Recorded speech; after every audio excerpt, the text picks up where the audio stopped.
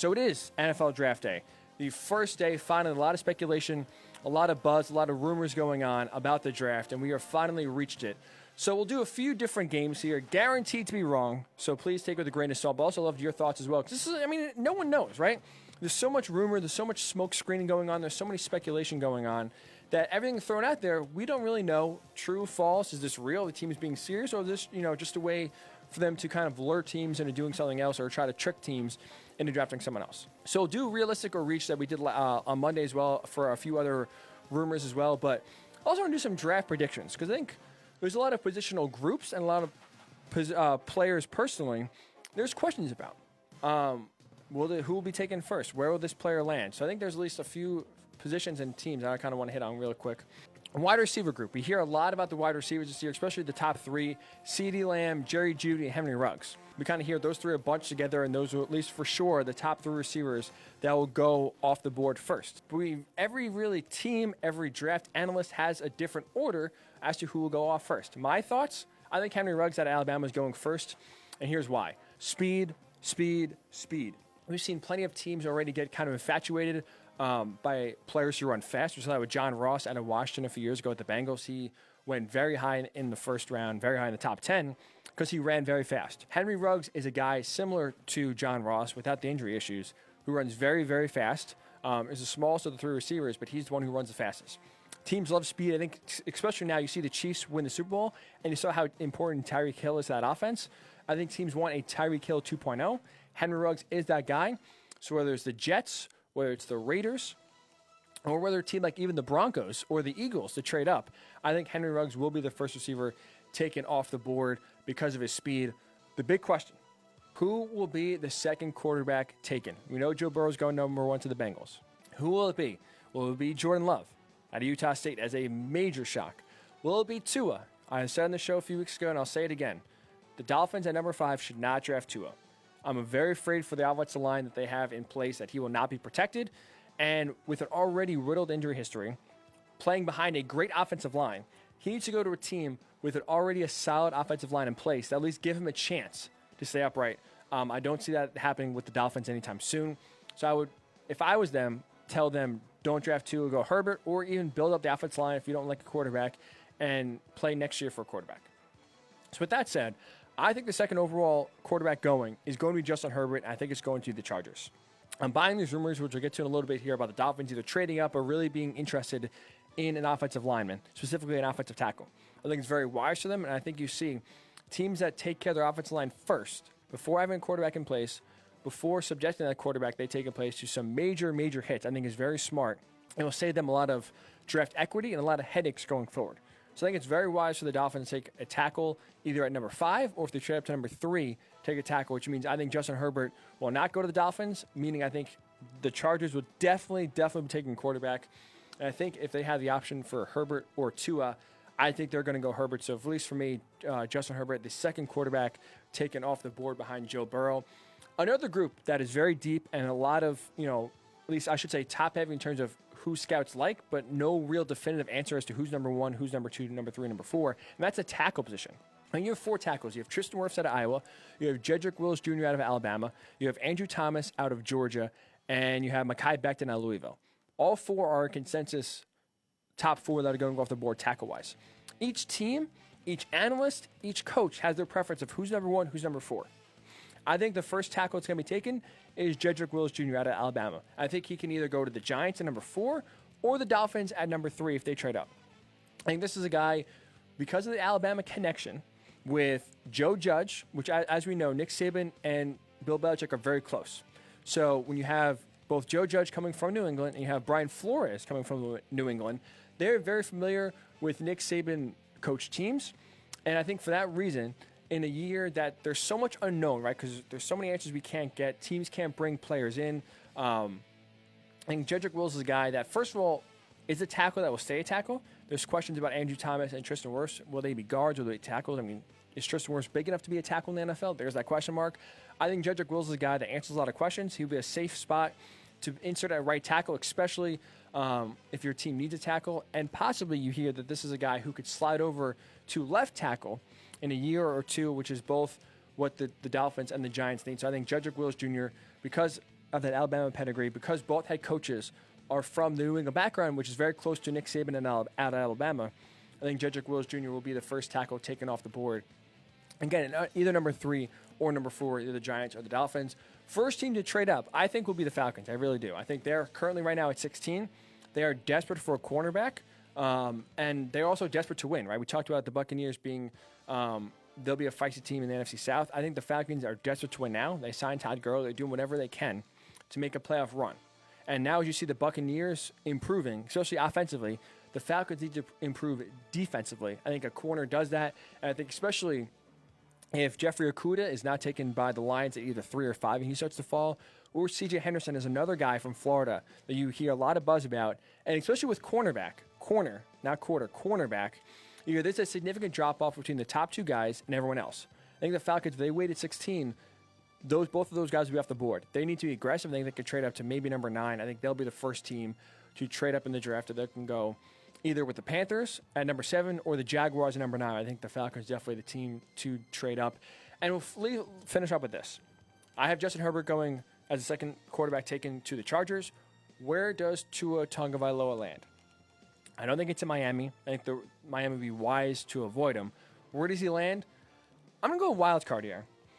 A team that already has a crowded quarterback room, but with a head coach that I feel like can't help himself if Tua does slow down and he sits there at number 12. The Raiders.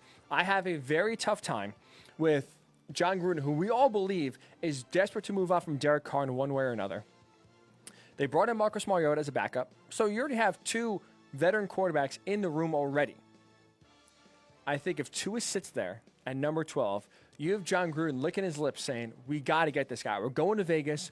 We need a face of the franchise. But they thought it was going to be Antonio Brown. Obviously, that just went south very quickly.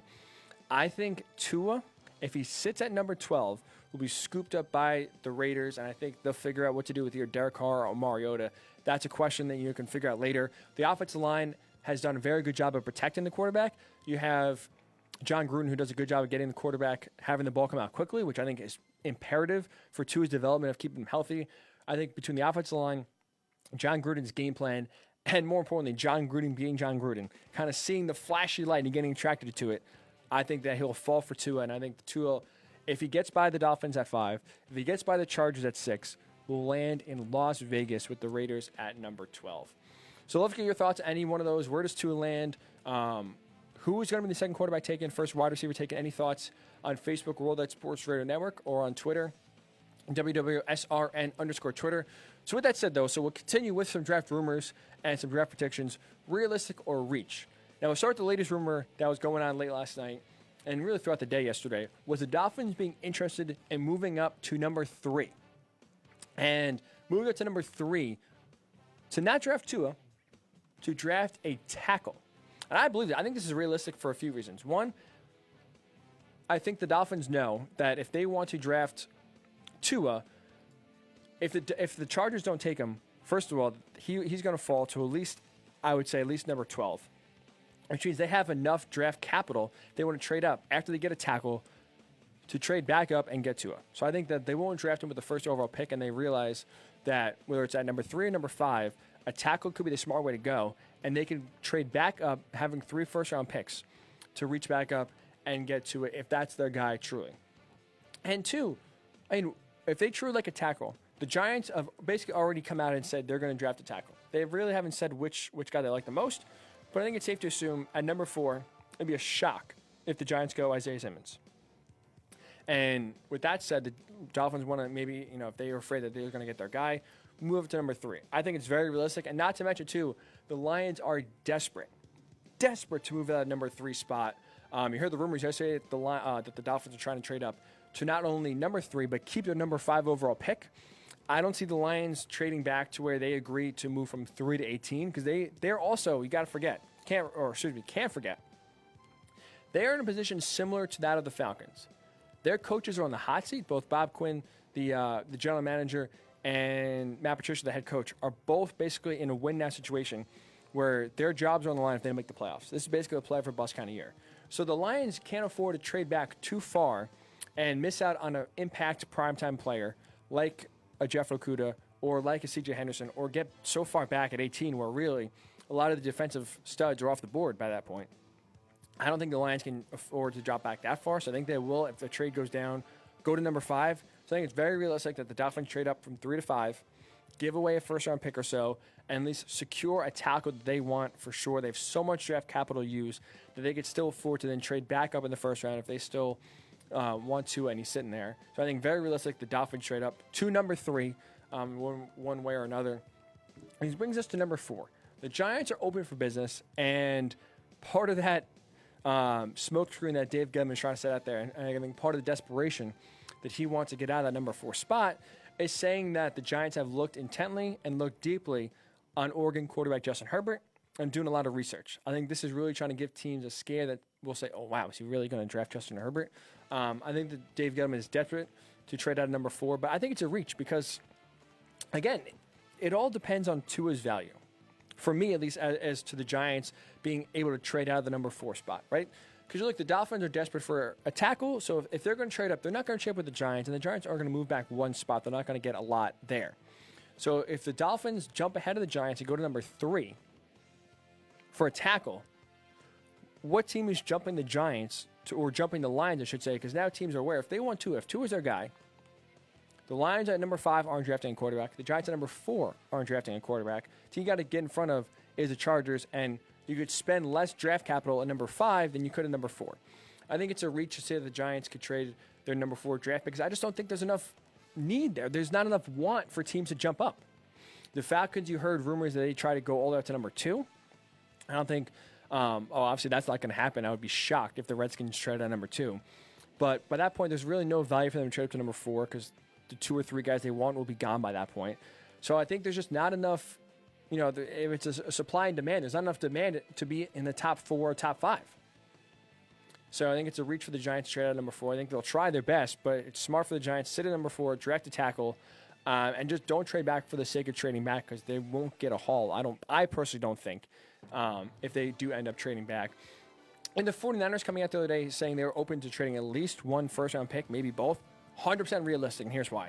They have 7 picks in the draft, only 2 in the first round. Oh, I'm sorry, they have 2 in the first round. Not only, they have 2, which is impressive. But then they don't draft again until the 5th round. So they go 2 in the first round, nothing to the 5th. That's a huge gap in that 2nd, 3rd, and 4th round. You can get a lot of contributors and starters. In that time, I think John Lynch, the general manager of the 49ers, is in a unique spot, and he really needs a few guys for depth that could come in and be some playmakers and impact players, especially on the offensive side. There's enough wide receivers you can get a good impact playmaker in the 2nd, 3rd, and 4th round. I think it's very smart and realistic that the 49ers trade at least 1, maybe both, first-round picks in order to accumulate mid-round picks and get a few 2nd, 3rd, and 4th round picks so they're not basically sitting there from the 1st round to the 5th round with just twiddling their thumbs and watching a lot of their great guys go, for sure. And especially if a guy like Tua falls, right? And let's say the Raiders don't take him at number 12. The 49ers could be a prime spot for a team. Maybe the Dolphins, they want to trade back up. Maybe the Patriots, they want to trade up. There's a spot right there at 13 where a team that wants Tua, that doesn't want to risk him falling any further, could trade up to and get. I think the 49ers definitely will and are open for business of trading at least 1, maybe both. And finally, the Jets trading Jamal Adams. And this is just a reach and more just a contract ploy by Jamal. You heard Joe Douglas say, he's doing his job by listening to all these trade offers. This is now the 2nd year in a row that Jamal Adams has been rumored to be in the trade block. Obviously, last season at the trade deadline, the Jets were rumored to possibly trade Jamal Adams. To me, this is just more of just Jamal trying to get paid more than anything else. He's not going to be going to virtual OTAs, which I don't know how much leverage that will hold or if that's actually a big deal or not. But he's 25. He is a core guy. He's a leader of this team. The Jets would be absolutely silly to trade him. I think that they have a competent regime now with Joe Douglas taking over as general manager. I don't think he would trade him. I think that's very much a reach for teams in the market for a safety. I just don't think they'll get the value back that they want. You already had the Cowboys as a team who needs a safety come out and say, we're not going to trade number 17 for it. We're not going to do it. So I think, that might have been their best shot to get a significant draft pick or 2. But I think it's more just a reach of maybe Jamal Adams trying to just get more money.